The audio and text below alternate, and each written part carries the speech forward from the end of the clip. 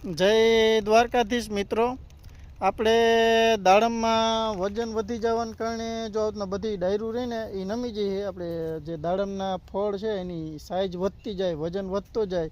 એટલે છે ને આપણે દાડમમાં છે ને ડાયરું બધી નમી જાય છે અને અમુક અમુક ભાંગી પણ જાય છે જો વજન બહુ થઈ ગયો છે. એટલે હવે આપણે આને બાંધવા પડશે ડાયરામ એવું લાગે છે. આપણી પાસે વાંસ તો પહેલેથી હતા જ, અને પહેલીની સિઝન લીધી એમાં વાંસ તો આપણી પાસે હતા જ, બરાબર. એટલે હવે દોરીથી બાંધો ને. આની પહેલાં આપણે કાથીનો ઉપયોગ કરેલો હતો, બરાબર. અને હવે આપણે શેનો યુઝ કરવો જેના કારણે લાંબો ટાઈમ સુધીને આપણે આની સુરક્ષા આપણે બાંધીને તૂટે નહીં ડાયરું, એટલે લાંબા સમય સુધીને આપણે ઉપયોગ કરી શકીએ.